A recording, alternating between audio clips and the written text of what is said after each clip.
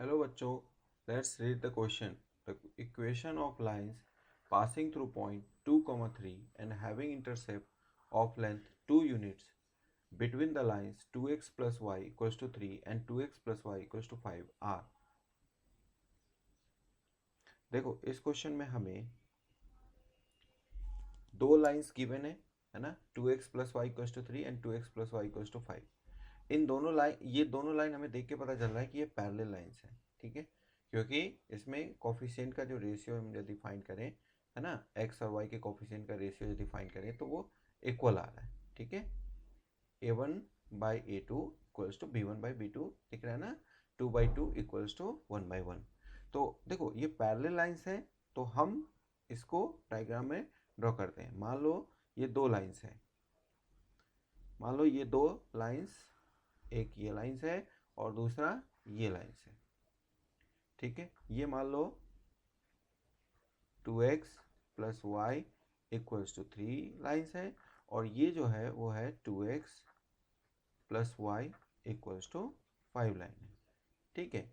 इसमें ये पॉइंट मान लो कि ये पॉइंट 2,3 है, ठीक है। अब क्वेश्चन के अकॉर्डिंग क्या कह रहा है कि equation of lines passing through 2,3 intercept of length 2 units. That means क्या कि इस पॉइंट से पास करे और इन दोनों लाइन के बीच में जो इंटरसेप्ट कट कर रहा है, ये जो लेंथ है ये 2 यूनिट्स है, ठीक है। मतलब ये जो इन दोनों के बीच का डिस्टेंस है ये 2 यूनिट्स है। मतलब ये यदि मान लो बी है, ये सी है, तो यहाँ पे बी सी क्या होगा, 2 यूनिट्स, ठीक है, क्वेश्चन के अकॉर्डिंग। अब अब देखो हम क्या करते हैं, हम यहाँ से बी से जो है ना इस दूसरे लाइन पे परपेंडिकुलर ड्रॉ करते हैं, ठीक है। ये परपेंडिकुलर ड्रॉ किया है, ये एंगल मान लेते हैं कि ये थीटा है। अब देखो सबसे पहले और इस पॉइंट को मान लेते हैं कि ये डी है, ठीक है। तो बी डी जो है वो इन दोनों पैरेलल लाइन के बीच का डिस्टेंस हो गया, है ना। तो दो पैरेलल लाइन के बीच का डिस्टेंस हमें फाइंड करना होगा। तो दो पैरेलल लाइन के बीच का डिस्टेंस कैसे फाइंड होगा, तो उसके लिए हम फॉर्मूला यूज करेंगे, ठीक है। तो फॉर्मूला हम सबसे पहले लिख लेते हैं कि डिस्टेंस बिटवीन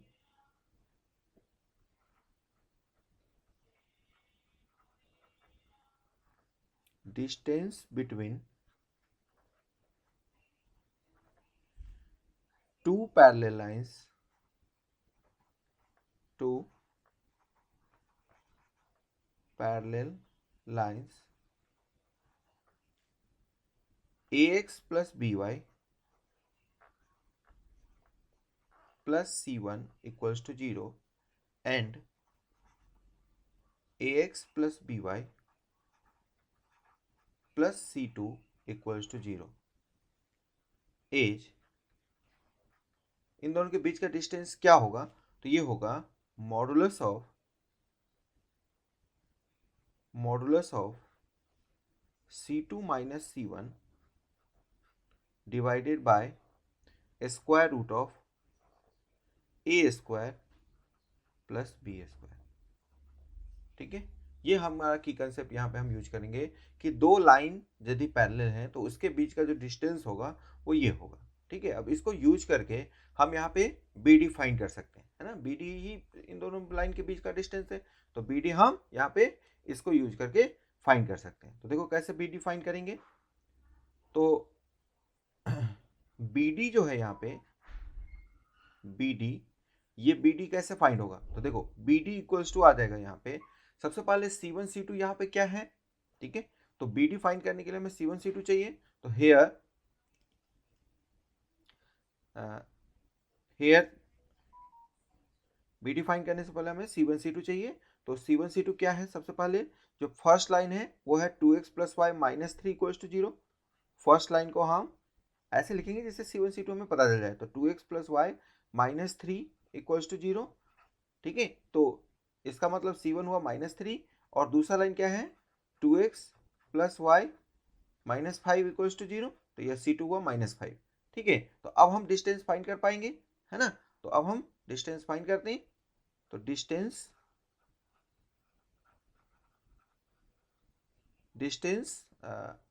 BD जो है इज इक्वल्स टू क्या हो जाएगा, तो ये हो जाएगा तुम्हारा modulus of C2 minus C1। C2 क्या हुआ, दो लाइन जो है ये हमने लिख चुके हैं, -5 C2 हुआ और -3 C1 हुआ, ठीक है। तो -5 -3, ठीक है, और इसका मॉडुलस है ये, ठीक है, मॉडुलस और divided by square root of a square, that means 2 square plus 1 square. तो इसकी वैल्यू क्या आ गई, ये तुम्हारा 2 हो गया, -2 का मॉडुलस 2 ही हो जाएगा, 2/√5। तो ये डिस्टेंस BD हमारा फाइंड हो गया।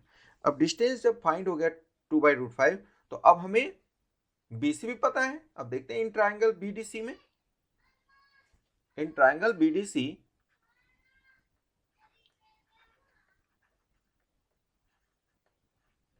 ध्यान देना, BDC ट्राइंगल में यदि हम साइन थीटा देखें तो साइन थीटा हमारा क्या होता है, परपेंडिकुलर बाय हाइपोटेनस, है ना। तो साइन थीटा BD/BC हो जाएगा, ठीक है। तो sine theta is equals to BD/BC, ठीक है। और ये BD क्या आ जाएगा, तो BD तुम्हारा फाइंड हो चुका है 2/√5 और BC हमारा गिवन है 2, तो 2/√5/2, तो ये कितना आ गया, 2 से 2 कैंसिल हो जाएगा, है ना, 1/√5। तो साइन थीटा की वैल्यू आ गई। अब देखो कॉसेक थीटा हम यहाँ से फाइंड कर पाएंगे कैसे, तो कॉसेक थीटा 1/sin थीटा होता है, ठीक है। तो कॉसेक थीटा पहले फाइंड कर लेते हैं, तो ये आ जाएगा तुम्हारा 1/sin theta means reciprocal of sin theta, that means √5 हो जाएगा। अब हम tan थीटा फाइंड करना है, बेसिकली हमें tan थीटा फाइंड करना है, क्योंकि tan थीटा स्लोप होता है, ठीक है। तो tan थीटा यदि हम फाइंड करें फर्स्ट ऑफ ऑल, है ना, क्योंकि हमें tan थीटा आगे काम आएगा, ठीक है। यहाँ पे थीटा तो एंगल फ्रॉम एक्स एक्सिस नहीं है, तो यहाँ tan थीटा स्लोप नहीं होगा, लेकिन हमें tan थीटा काम आएगा, ठीक है। तो tan थीटा क्या होता है, 1/cot थीटा, और cot थीटा को हम क्या लिख सकते हैं, square root of cosec square theta -1, ठीक है। तो और cosec थीटा √5 है, तो पुट यदि हम कर दें तो 1/स्क्वायर रूट ऑफ √5 का स्क्वायर 5 हो जाएगा -1, तो बेसिकली कितना आ जाएगा ये 1/√4, दैट मीन्स 1/2। तो tan थीटा की वैल्यू आ गई 1/2, ठीक है। अब देखो, अब हमारा यहाँ पे जो जो CD लाइन है इसका स्लोप हमें पता है -2, क्योंकि यहाँ पे हम यदि इसको स्लोप इंटरसेप्ट फॉर्म में कन्वर्ट करें तो इस लाइन का जो स्लोप है, ठीक है, इसको यदि हम m1 मान ले तो ये m1 कितना है, -2, ठीक है। यहाँ पे हम डायरेक्टली लाइन का इक्वेशन देख करके समझ में आ रहा है। अब देखो CD लाइन का स्लोप तो -2 हो गया, अब हमें लेकिन इक्वेशन हमें जो फाइंड करना है वो BC का इक्वेशन फाइंड करना है, ठीक है। तो इक्वेशन ऑफ BC का जो स्लोप है मान लेते हैं कि m है, ठीक है। तो let the slope of line BC, या जो भी हम यदि मान लो इसको BC और इसको D माने, ये 2,3 को हम मान लेते हैं कि A है, ठीक है। तो हम BC बोले या AC बोले एक ही बात है, ठीक है। तो मान लेते हैं लेट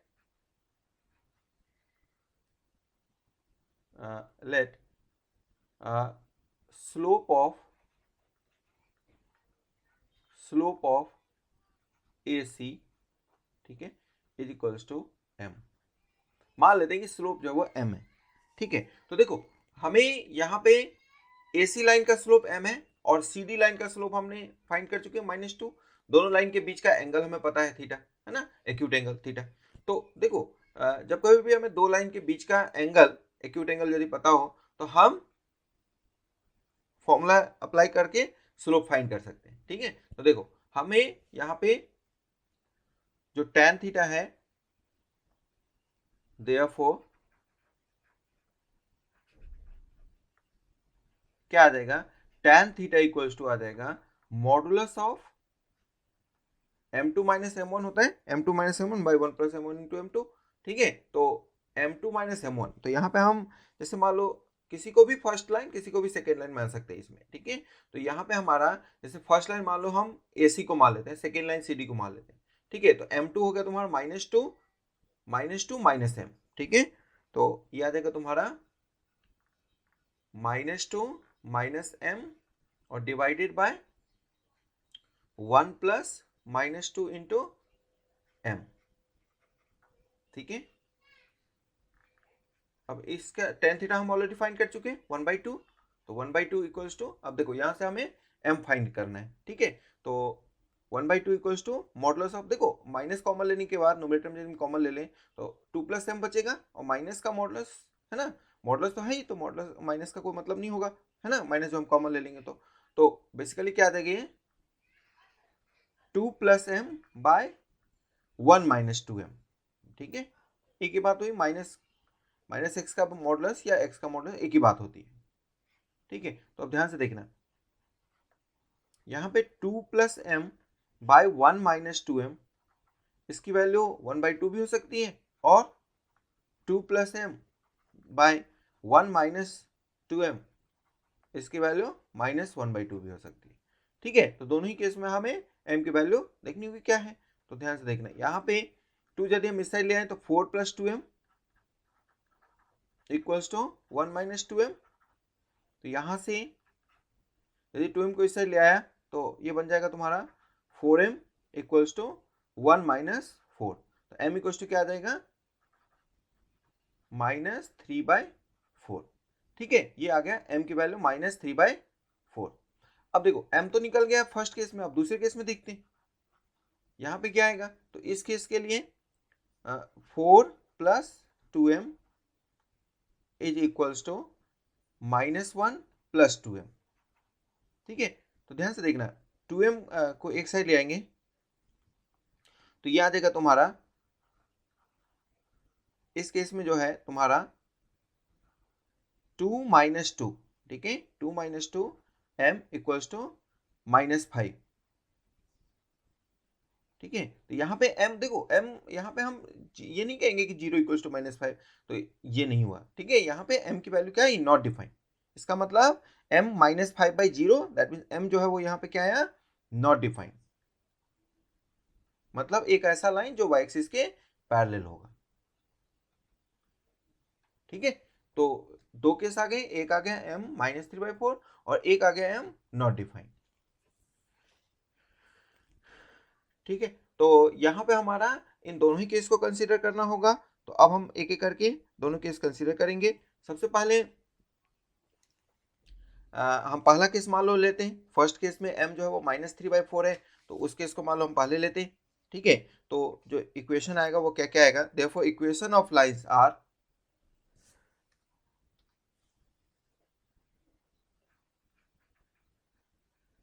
therefore equation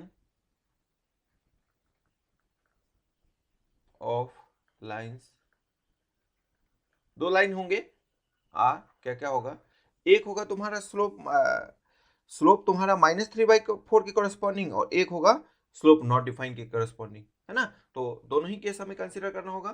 तो पहला केस मान लो -3/4 वाला लेते, तो वो क्या आ जाएगा, y माइनस, पॉइंट तो हमें पता ही है ना, पॉइंट है तुम्हारा 2,3, तो y -3 इक्वल्स टू m -3/4 और इंटू x -2। ठीक है, और दूसरा केस में जो है स्लोप नॉट डिफाइंड है ना, तो 4 slope not defined, not defined slope कब होता है, जब वो y एक्सिस के पैरेलल हो, and passing through, and passing through, किससे पास कर रहा है, 2,3 से, एंड पासिंग थ्रू 2,3। देखो स्लोप नॉट डिफाइंड है, मतलब y एक्सिस के पैरेलल लाइन होगा, y एक्सिस के पैरेलल लाइन का इक्वेशन क्या होता है, x equals to constant, that means x -2, ठीक है, इक्वल्स टू 0। ठीक है, x -2 इक्वल्स टू 0 इस 2,3 को सेटिस्फाई कर रहा है, तो x -2 जो है वो equals to 0 is the equation of line which is parallel to y axis, why, because slope is not defined. ठीक है, तो स्लोप नॉट डिफाइंड के कॉरेस्पॉन्डिंग ये आ गया, और ये किसके लिए आया, ये आया तुम्हारा फॉर स्लोप इक्वल्स टू -3/4।